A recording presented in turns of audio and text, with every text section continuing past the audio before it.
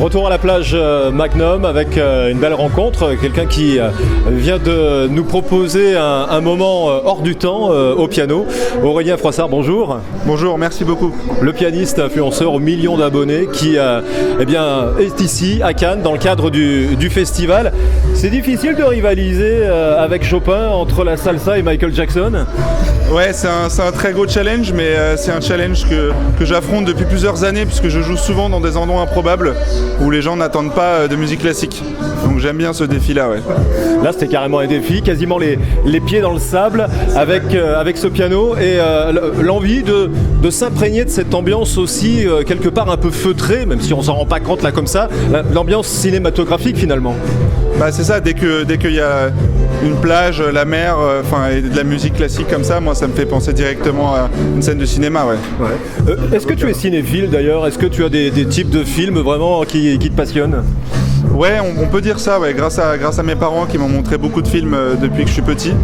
Je dirais que ce qui me donne le plus d'émotion, c'est la nouvelle vague en termes de cinéma.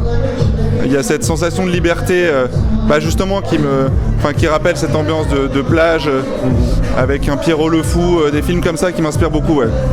Est-ce que lorsque tu regardes un film, tu es, on va dire, des formations professionnelles, très attentif à sa musique?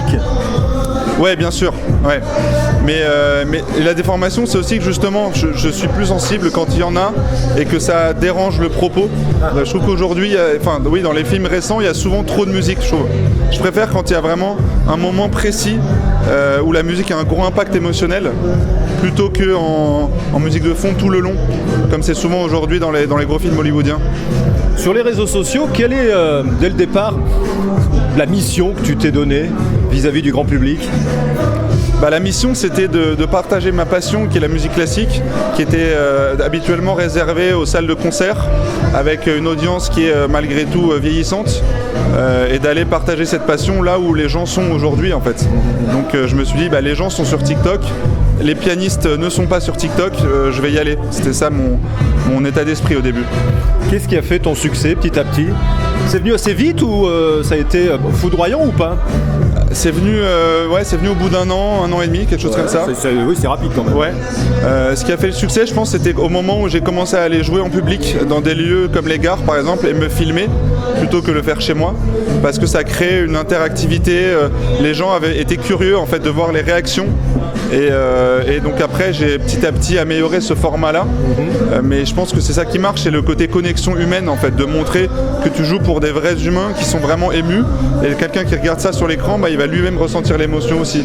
Quelle est la finalité maintenant? Quel pas tu aimerais franchir désormais? Maintenant que j'ai construit une grosse audience avec les réseaux sociaux, mais en faisant ça, j'ai abandonné un petit peu la scène classique, j'aimerais justement y revenir avec, on va dire, cette nouvelle casquette, de pouvoir offrir des concerts beaucoup plus grand public, amener des gens qui ne vont jamais au concert, peut-être même dans des salles qui ne sont pas des salles de classique habituellement. Je réfléchis à ça en ce moment, ouais. Ok, belle initiative. Tu composes, tu écris? Alors non, pas à proprement parler, je me considère pas compositeur, mais j'aime beaucoup par contre réarranger, réécrire des musiques comme là par exemple pour La Bohème. Je l'ai fait avec un ami arrangeur aussi, mais j'aime beaucoup ce côté contrainte d'avoir une mélodie qui existe déjà, mais de devoir lui trouver une nouvelle saveur en fait. Ouais. Tu aimerais qu'on t'appelle, qu'un réalisateur t'appelle pour écrire pour un film? Ouais, j'ai déjà fait pour un court-métrage de ma cousine, Jeanne Froissart, allez regarder. C'était très marrant, ouais. Et pour le coup, j'ai composé pour ça. Donc bien sûr, c'est une expérience intéressante, ouais. En tout cas, bon festival de Cannes, bonne glace, et puis à bientôt. Merci beaucoup.